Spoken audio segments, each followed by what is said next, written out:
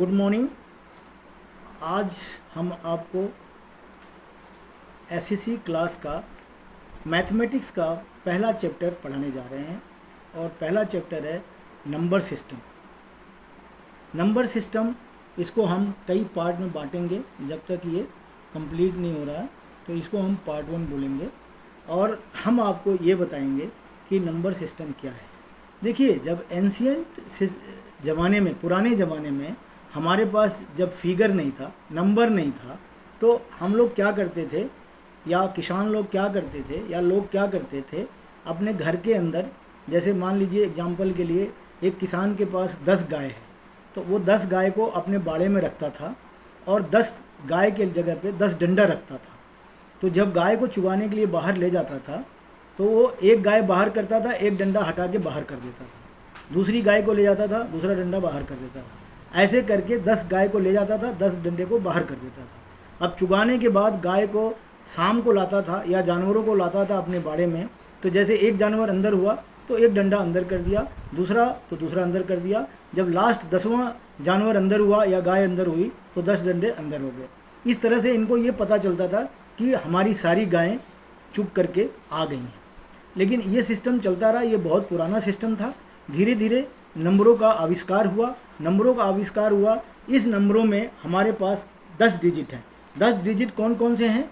0, 1, 2, 3, 4, 5, 6, 7, 8 and 9। यही हमारे पास 10 digit हैं। इन 10 डिजिट के हेल्प से ही हम कोई भी नंबर बना सकते हैं, किसी नंबर को भी बना सकते हैं और लिख सकते हैं। ये नंबर एक यूनिट का हो सकता है, 2 का हो सकता है, 3 का हो सकता है, 4 का हो सकता है। यानी कि ये यूनिट 1 हो सकता है, 12, 13, 14 हो सकता है, सैकड़े में हो सकता है, 1000 में हो सकता है, 10,000 में हो सकता है और लाख में हो सकता है, करोड़ में हो सकता है। तो जनरली नंबर सिस्टम को हम 2 तरीके से लिखते हैं। आपने देखा होगा कि नंबर सिस्टम को एक लिखते हैं फिगर की, फिगर उसको बोलते हैं, और फिगर का मतलब होता है सेम 1, 2, 3, 4, 5, 6, 7, 8, 9, और इसी को हम शब्द में लिखते हैं। जनरली आपने देखा होगा कि जहाँ पे फाइनेंस इन्वॉल्व होता है, जहाँ पे फाइनेंस चीज़ें इन्वॉल्व होती हैं और पैसे का इन्वॉल्वमेंट होता है, वहाँ पे हम नंबर में भी लिखते हैं, फिगर में भी लिखते हैं और शब्दों में लिखते हैं।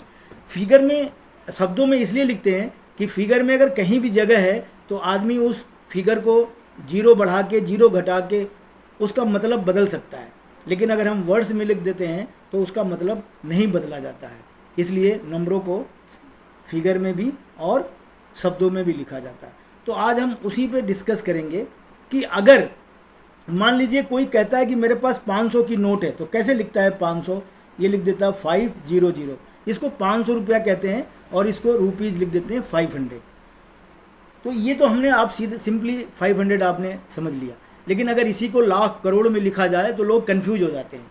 तो इसको समझने के लिए कि लोग कन्फ्यूज ना हो तो क्या किया जाता है कि दाहिने से बाएँ की तरफ अगर आप चलेंगे तो दाहिने में हम इसको लिखते हैं यूनिट, और उसके बाद नेक्स्ट नंबर आता है 10 में, इसको हम लिखते हैं 10 में। उसके बाद लिखते हैं 100 में, उसके बाद लिखते हैं 1000 में, 1000 TH, उसके बाद लिखते हैं 10,000 में, उसके बाद हम लिखते हैं लाख में, उसके बाद लिखते हैं 10 लाख में, उसके बाद लिखते हैं करोड़ में, उसके बाद हम लिखते हैं 10 करोड़ में।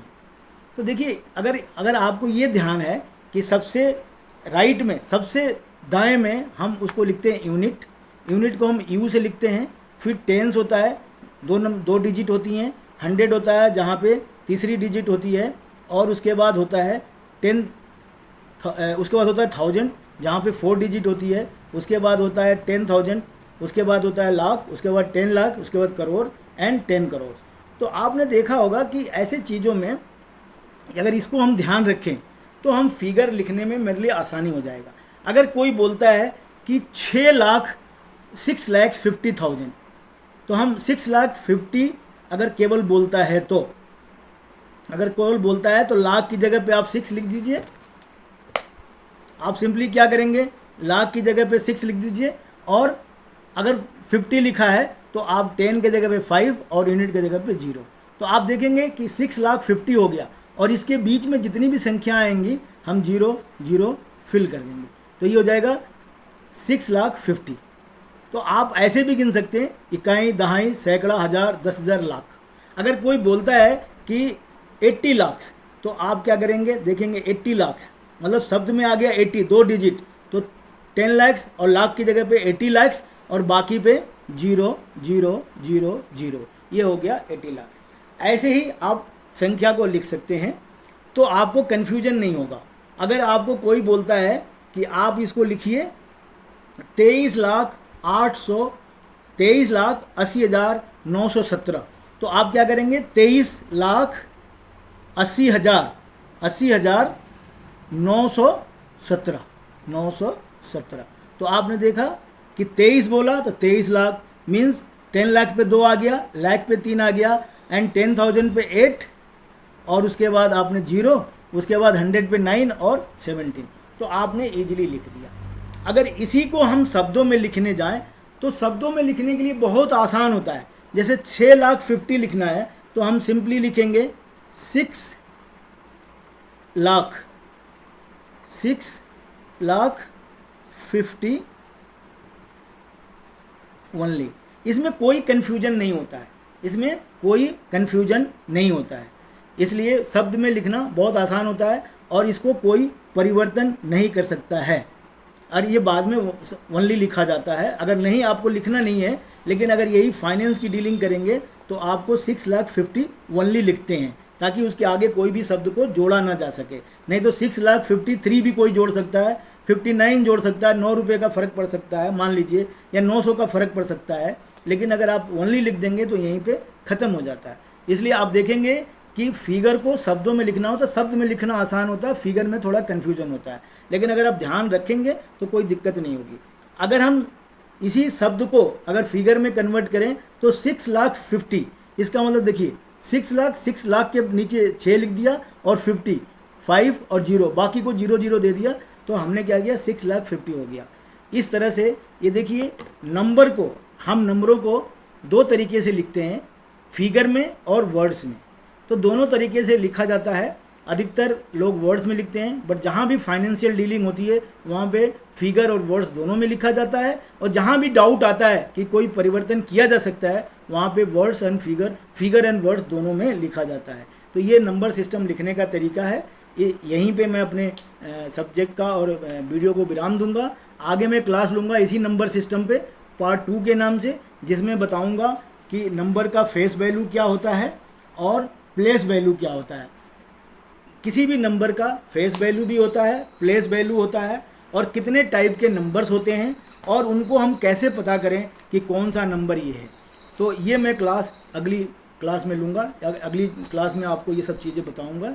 यहीं पे अपने क्लास को मैं विराम देता हूँ। बहुत बहुत धन्यवाद, और मेरे क्लास को आप लोग देखते रहिए। ये मेरी शुरुआत है, ये क्लास फ्री में है, और ये क्लास करते करते मैं धीरे धीरे ऑनलाइन भी पढ़ाना चालू करूँगा। अगर आप हमारे क्लास को ज्वाइन करते हैं तो ये फ्री में क्लास है, आप ज्वाइन कीजिए और ये क्लास चलता रहेगा। और जैसे जैसे ऑनलाइन में आऊँगा आपको समय बताता रहूँगा कितने बजे आऊँगा। बहरहाल आप इसको यूट्यूब पे देखिए, बार बार देखिए और समझने की कोशिश कीजिए। बहुत बहुत धन्यवाद।